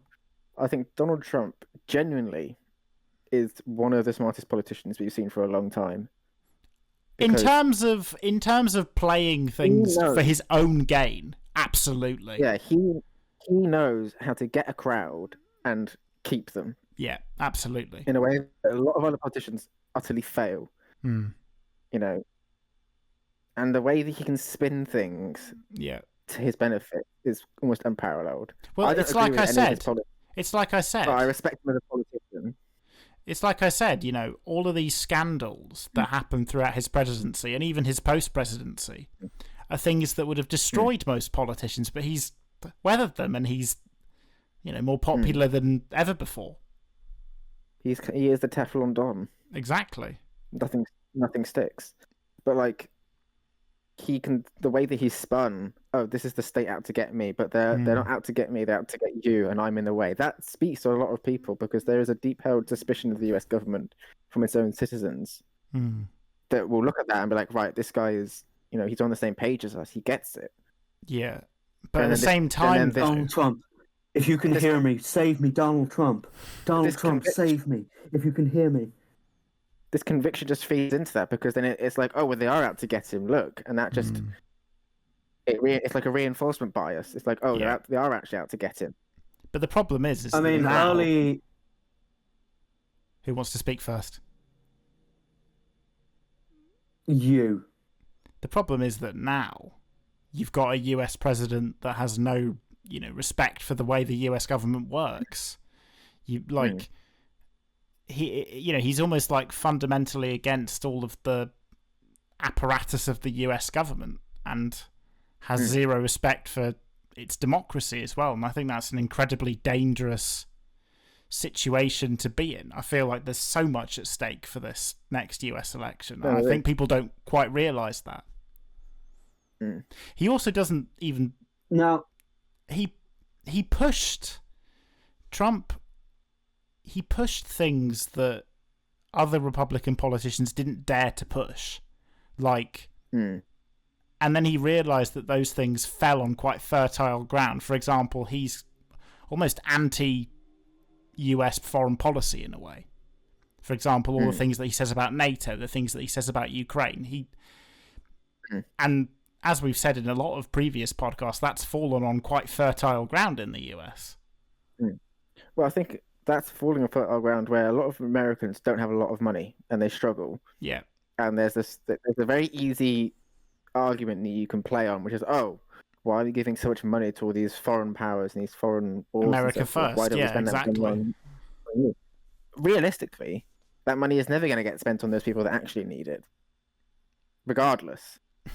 Trump's tax cuts did not benefit those people that voted for him, realistically. But it's still a clever rhetorical but it works. Game that you can play. Yeah, the rhetoric works, and it resonates with people that are... No, I can see why it works, yeah. That's what I mean, when he is undeniably a clever politician, and he can find these rhetorics that emanate with a lot of people and have no intention of actually acting on them, but can spin it so that it sounds like he does.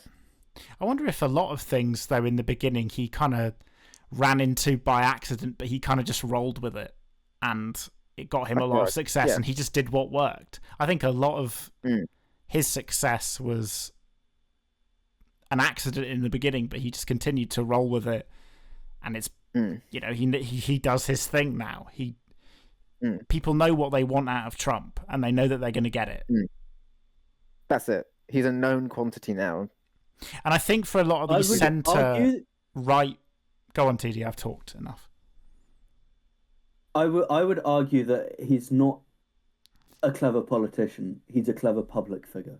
Because his political decisions aren't rational, they aren't sensible. He's not acting in a politically stable way. But he's an incredibly clever public figure in the way that he can just manipulate a sizable percentage of the US populace thinks. He's not clever in the sense of how he, what he does for the US on the world stage, but he is clever in terms of securing his own power, securing his own popularity. He's a very effective communicator with the people that want to listen to him. Yeah, exactly. No other person could have said, "Why don't we drink bleach?" and still almost win the next presidential election. No one else could have got away with that. No one could weather that storm. Because he just says, "Oh, well, it's the media. They're spinning it way out of context of what I was saying," and people will take that and just agree with it and be like, "Yeah."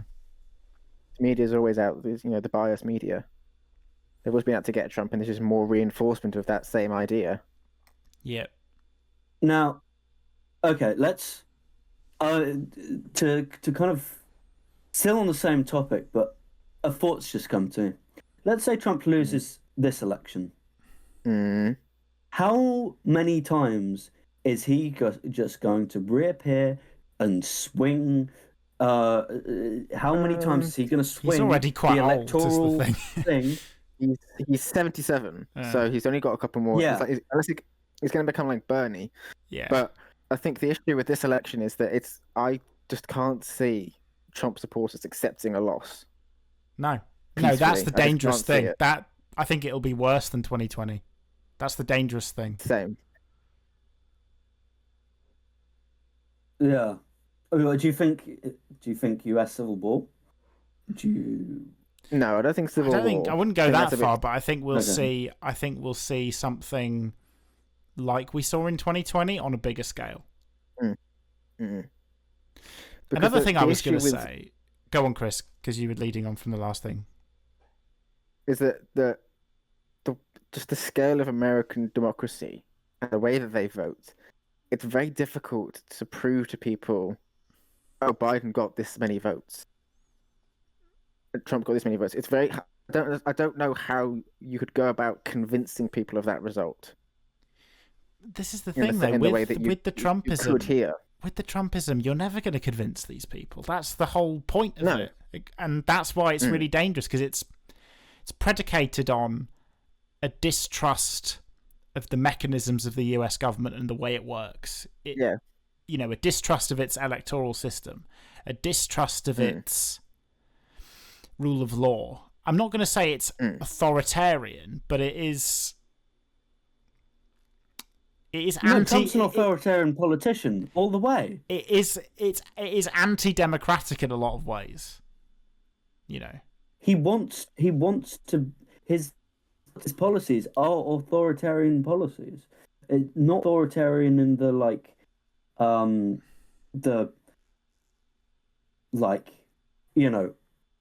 dictatorship authoritarian, but they are on the authoritarian side of things. I think if he got his entire way, cult of personality is. If he got his way, I think he'd turn into more of a sort. He'd turn into like a Viktor Orban, I think, or something like that. Yes. Compared to a he would Putin, be an Erdogan or an Orban. Yeah.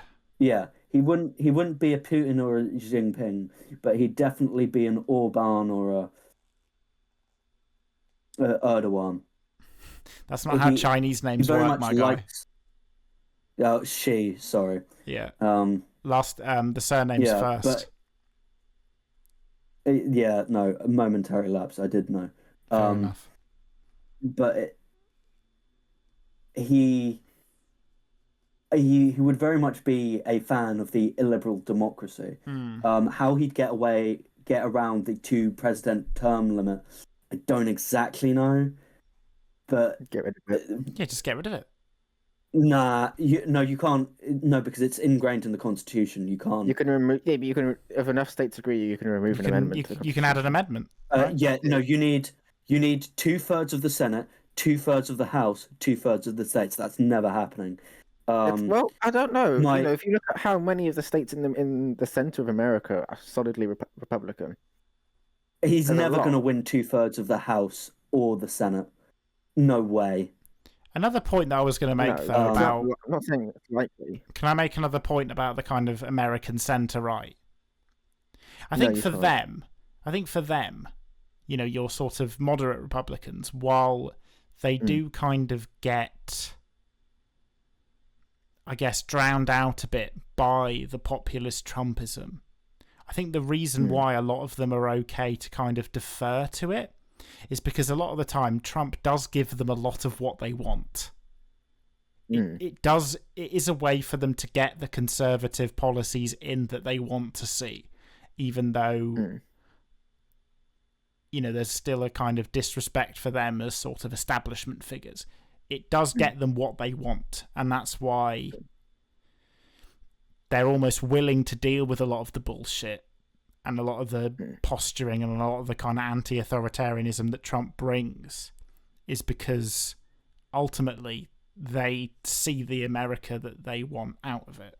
And you do still get naysayers. You get the Lincoln Project people. You get the you do. You get your never Trumpers, but why? Yeah. But without, I think, this, you would have never have seen Trump essentially monopolize control over the Republican Party like he has, being the only viable candidate, essentially. You would have never seen this otherwise. But I also think that American politics has this issue where they don't feel like their politicians do anything. So they're not more willing to get unknown quantities in, because they don't feel like people that are in there already, because they're in there for so long, do anything. Why are people in the Senate? Yeah. In there, been there since their 50s, still there in their mid-80s to early 90s. There's no connection between their electorate and the people that are there. It is so slow moving. By design, the founding fathers of the states designed it to be slow moving, so that populist movements would be hard to push through. That's why only a certain proportion of the Senate comes up every 2 years. That's why so much happens, which you can see the logic behind it, but it doesn't match the present day system where a lot of things are fast. And And information can spread more easily through the internet and stuff like that. Yeah. My interest is, assuming Trump does step down after 2 terms or something, like, how does this book chapter end in the Republican Party? Does it go on to the next chapter of Donald Trump Jr. or Trump producing a political heir effectively, and going like, this is my guy, he's exactly the same as me, vote for him? Or it's hard to say. I think it's really hard to say. How does it end?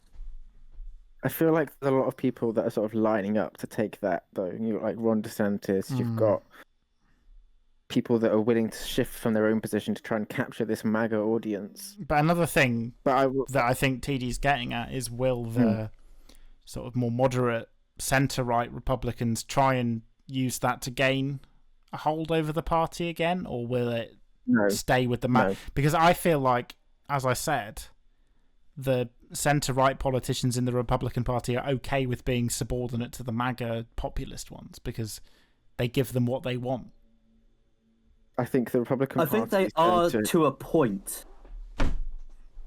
I would disagree.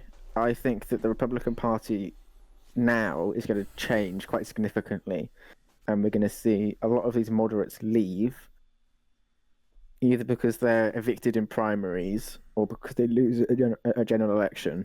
And we're going to see the Republican Party switch from being a conservative party to a religious evangelical party that has, conservative values, but is based on faith rather than those conservative values. Because we're seeing it already, where evangelicals especially are big Trump supporters, and this push for a Christian state.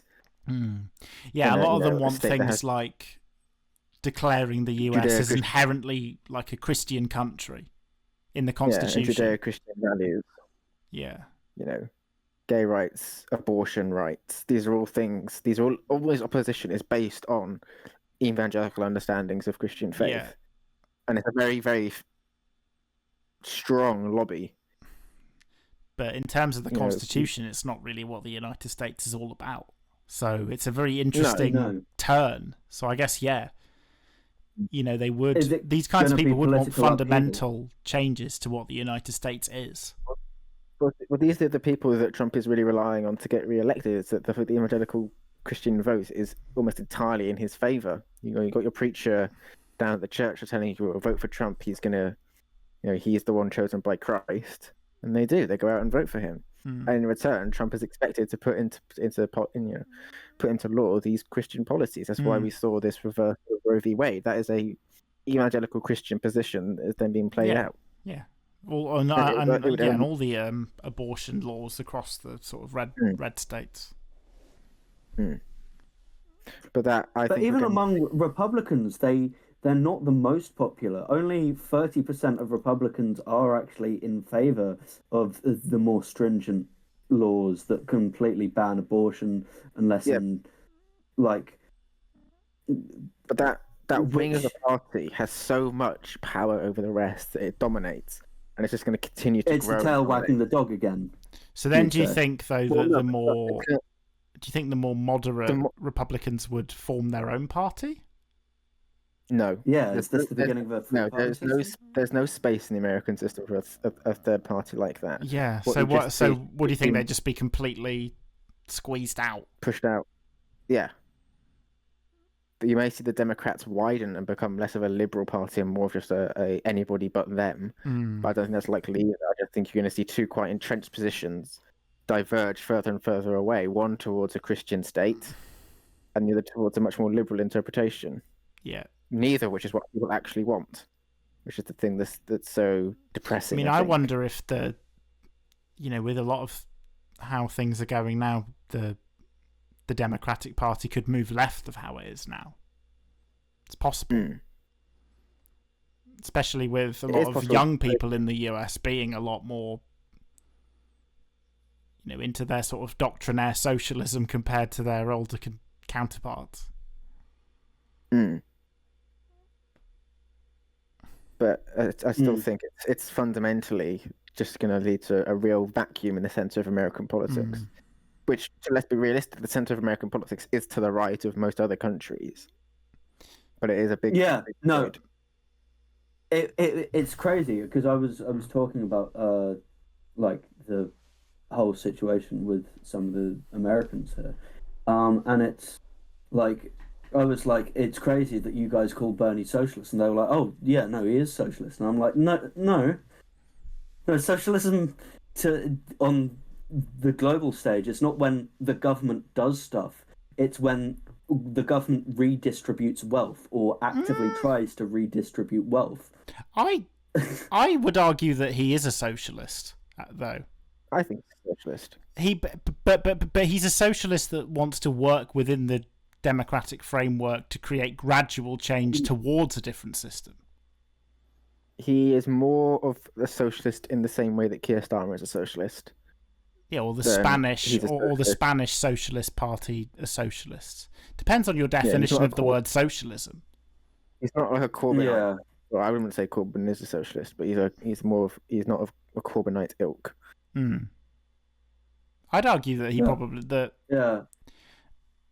you know, in a lot of countries, socialism again just means like regulation of the capitalist system to slowly turn it towards something more socialist. I think that's in the sort of charter of the Labour Party, a lot of which was removed by the whole Blair New Labour project. 1997 Blair, right? Yeah, exactly. Yeah. But that was the whole point of the original party, was to use the capitalist democratic framework to move towards a kind of socialism. And I think Bernie Sanders is like that. I remember there's an interview from the 80s. Yeah, he's taking baby steps. Yeah. There's an interview from the 80s with Larry King where he asked Bernie, like, oh, Rest in peace? Rest in peace. You know, are you pro free enterprise at all? Are you pro capitalism? Are you pro free enterprise? And he says no. So I think you could argue that he is a socialist. I'd argue that the policies that he's most recently espoused are not socialist and are just your standard left-wing European type package. Are left-wing Europeans not socialists? I wouldn't say. Depends on the party and country. Obviously, it depends on party and country. But yeah, I don't know. I think socialism isn't just like, you know, a Soviet-style planned economy. I think that word has begun to mean lots of things to lots of different people. Yes. Unfortunately, like many things in our modern discourse, it has no actual meaning. Especially to those who aren't socialists. Particularly Americans. Anything that you don't like is socialist. Public transport is socialist. Yeah. Healthcare is socialist. Anything can be socialist. Bike lanes are communist. Roundabouts cause tornadoes. The problem is that what Americans don't seem to understand about public services is what's important isn't about meandering over whether it's communism. What's important is how is it going to be implemented. And that's what people that's what people like Bernie Sanders don't really talk about. He talks about how great a public healthcare system would be in the US, but he doesn't talk about how it would practically be put into place in such a big country. But this is the thing, is that these arguments, yes, we can see the benefit of them because we already exist in that. No, we've never known anything other than the NHS. No, especially for exactly. us in our lifetimes. You've got to make a very persuasive argument for people to drop what they know and move to something new. But I think there also has to be in the UK there was a bipartisan agreement that should be what the policy should be, but that doesn't exist in the US. So I feel like if a Democratic president federally mandated a public healthcare system, it would only exist so long as the until the next Republican president gets into power. That bipartisan consensus does not exist in the United States. No. And I don't think it ever will. It doesn't help when they have such a partisan Supreme Court that basically acts as like an extra arm of whichever party controls it. Yeah. But the only reason it happened in the UK was... Go on, TD. This is the Supreme Court being so involved in decisions is like, it's new. It's the same as the 60-vote filibuster in the Senate. That they are both like more recent developments within the United States political context. Like, people talk about them as though they've been around forever, but like up until I'd say 50 years ago, it wasn't really like that. And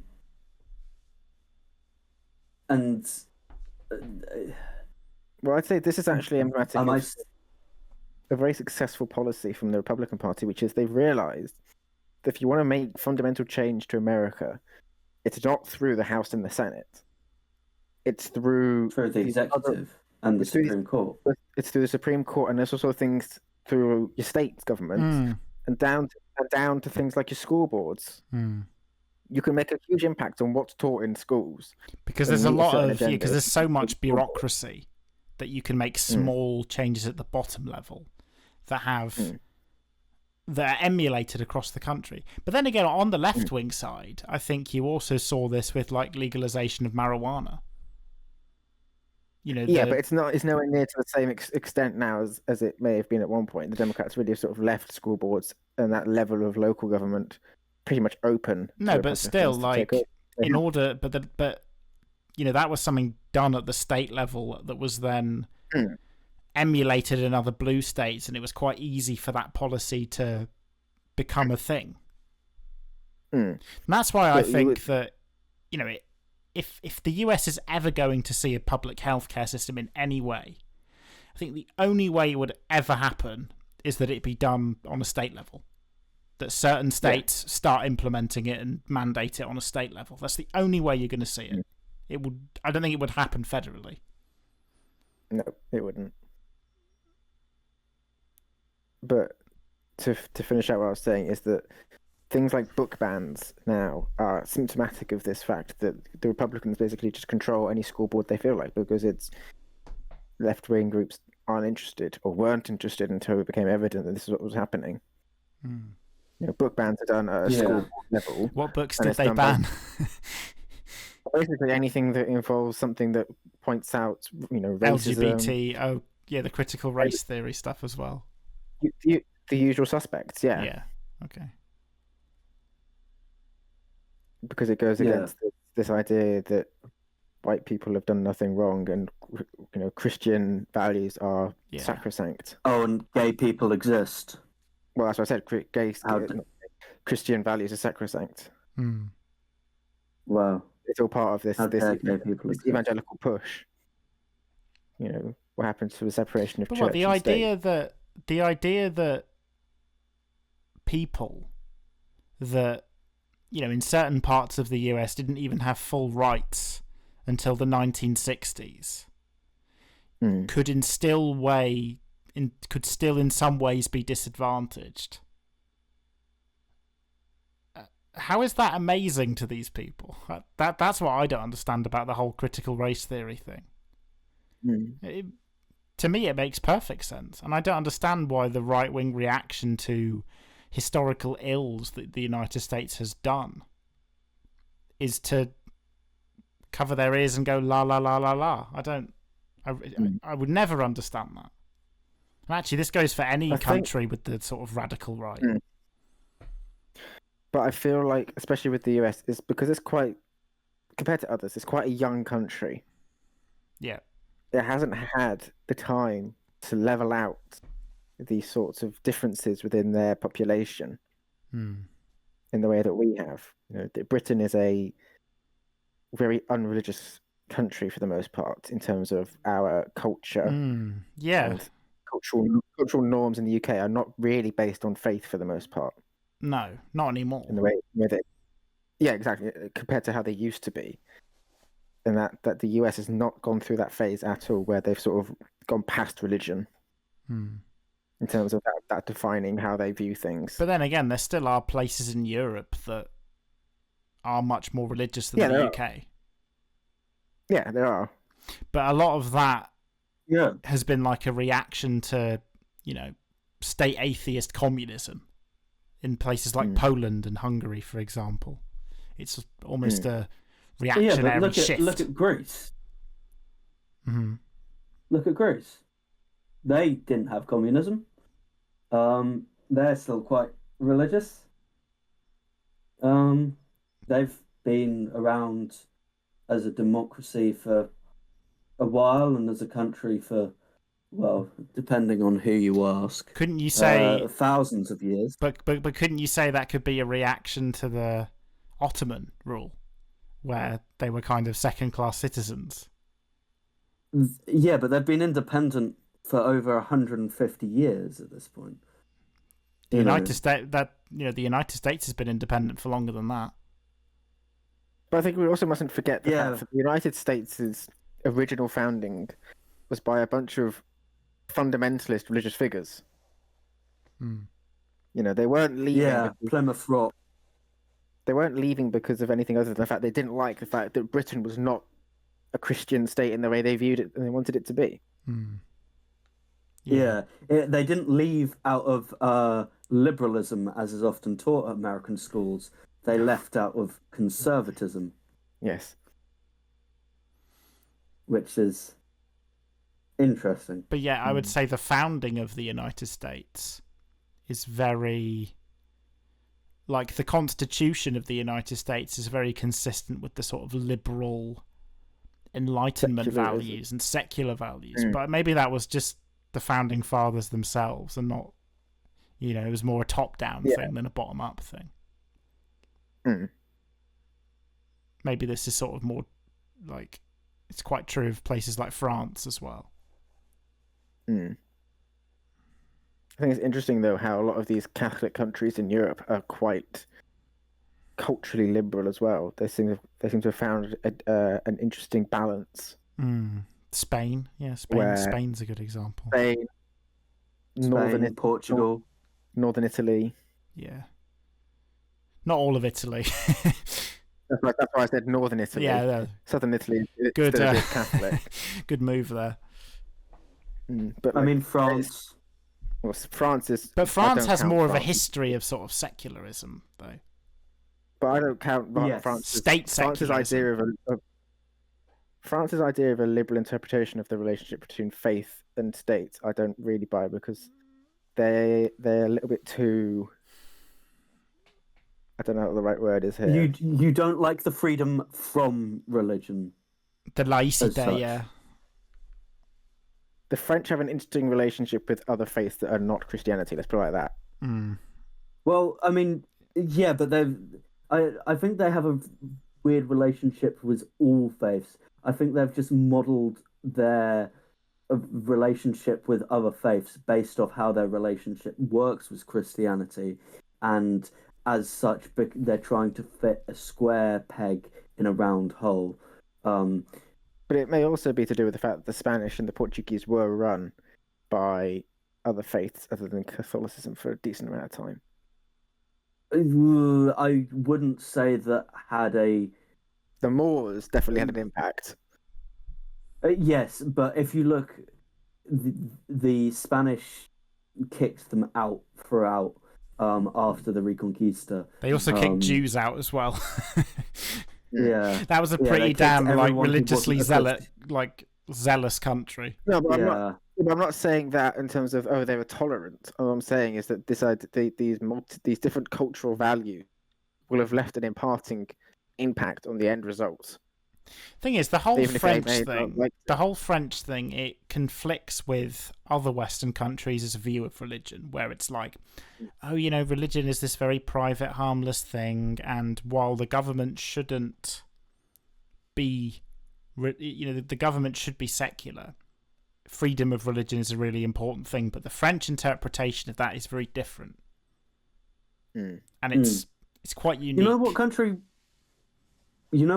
we haven't mentioned at all that is both very Catholic and also very democratic? The Germans.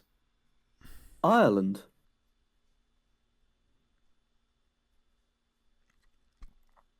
Ireland. Yeah. I think in all countries there's a lot of competing forces. Religion, politics, liberalism, nationalism. These are all competing forces, right? I think you can see a similar thing, for example, in the 20th century history of the Arab world. Lots of different countries in the Arab world. Some went more towards nationalism, some went more towards socialism, some went more towards religion, right? I think, I think that's what we're all getting at here. The freedom to vape, the freedom to Fortnite. Freedom to... Yeah. Fortnite Battle Pass. Freedom to do whatever. Exactly, the freedom Booted up my PC because I need me. And I feel like that's almost a good place to end. I think so. Yeah. Right. Anyone want to challenge TD for the outro this week? No. Can we not? I was very nice and let him talk during the piss break. Him? I have a name, you know. Yeah. I never said that I was going to usurp your outro. Yeah, because I don't usurp your intro. We have an understanding. We have an understanding. But thank you very much for tuning in to the Hen and Friends podcast, brought to you by various different sponsors today. Who were our sponsors? I can't remember. Be sure to our secondary school, Donald Trump, and Peach Iced Tea. Peach Iced Tea. No, Peach Iced Tea. What was it? Peach Toothpaste? Iced Tea toothpaste. Peach Iced Tea toothpaste. Yeah. But anyway, be sure to tune in next week, where we will no doubt discuss Drake and Sonic the Hedgehog in more detail. Ben has been Ben. Say what words? That was Ben. Clark has also been Clark. Clark, say words. Words.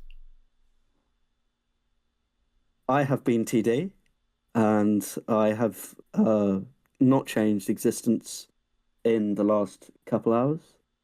So why with did that, you get a second intro?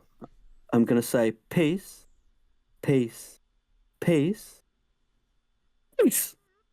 Piss a dick. Words.